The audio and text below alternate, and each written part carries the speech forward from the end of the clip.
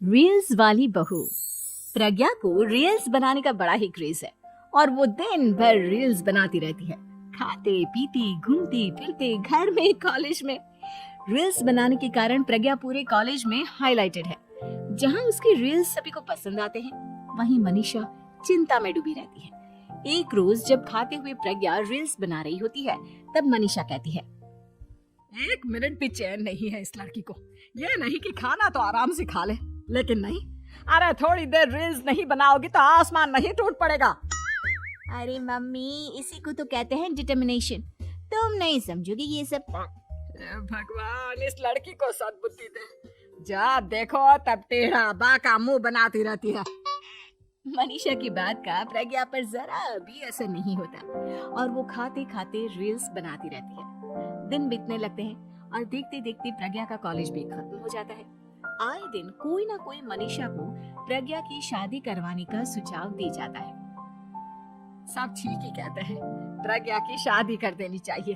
अपने घर के काम काज में व्यस्त हो जाएगी तो खुद ही ये रील्स और नाच गाना बंद हो जाएगा।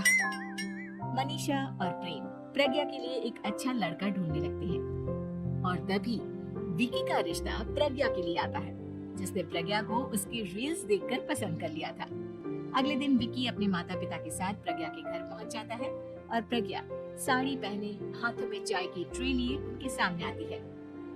जब विकी को पसंद है तो हमें भी बहू पसंद है। बहन जी, आप बारात की तैयारी कीजिए।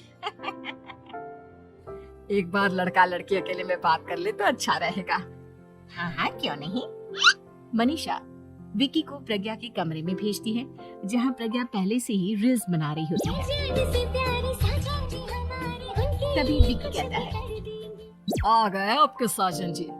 हमारे साथ ये रील्स कंप्लीट करती तो और भी अच्छा रहता। अच्छा जी, अब आ ही गए हैं तो बना ही लेती हूँ आपके साथ। दोनों मिलकर रील्स बनाते हैं। जब वी मीट और तुरंत पोस्ट भी कर देते हैं। फिर विकी कहता है, जब आप साड़ी में चाय लेकर आए तब मुझे लगा कि कहीं मैं गलत घर में तो नहीं आ गया। अब सही है। दोनों की शादी पक्की हो जाती है और शादी के दिन भी प्रज्ञा रील्स बनाने से चूकती नहीं। यहाँ तक कि बारात के समय भी नाचते हुए रील्स बनाती है।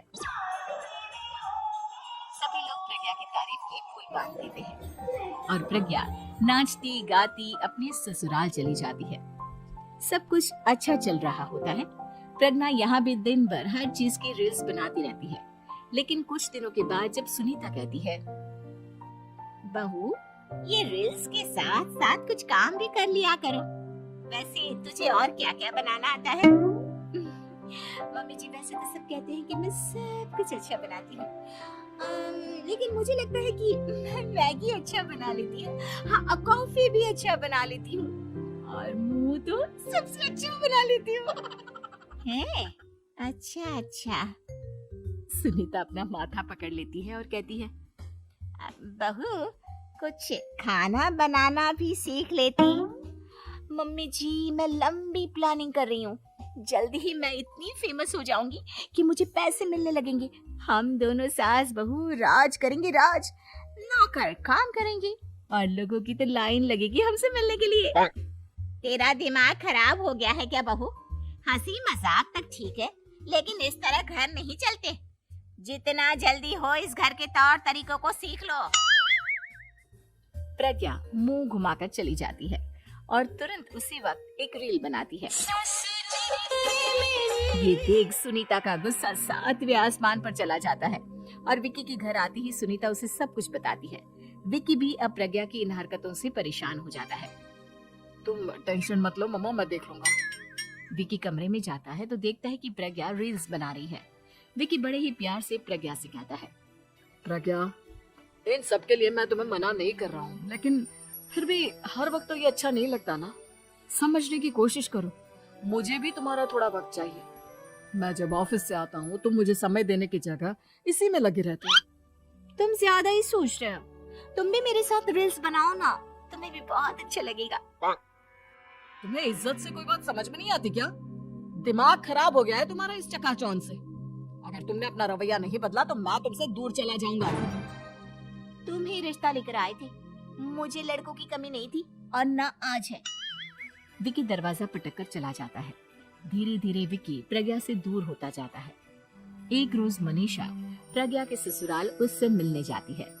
तब सुनीता उससे कहती है, बहन जी, अब आई है तो कुछ दिन यहाँ रहकर जाइएगा, आप ही का घर है।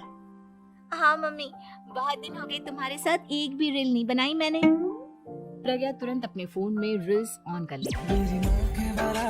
ये सब मुझसे नहीं होता। तेरा ये भूत अभी तक नहीं उतरा क्या? बहन जी, आप कुछ कहती नहीं क्या इसे?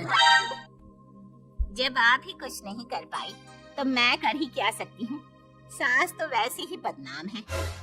शाम को घर की लाइट चली जाती है और मनीषा प्रज्ञा से कहती है, मेरे घुटनों में बहुत दर्द हो रहा है, तू लाइट का कुछ इंतजाम करना बेटा। अच्छा, कैंडल जला देती हूँ मम्मा।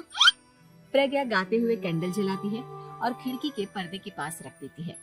मनीषा, जिसे बहुत दर्द हो रहा है, वो सो जाती है और प्रज्ञा हमेशा की तरह अपने रील्स में लग जाती है।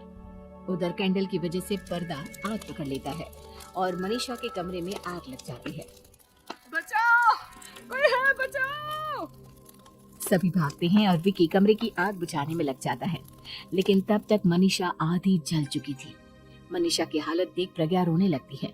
विकी मनीषा को तुरंत हॉस्पिटल ले जाता है और उसे एडमिट कराता है।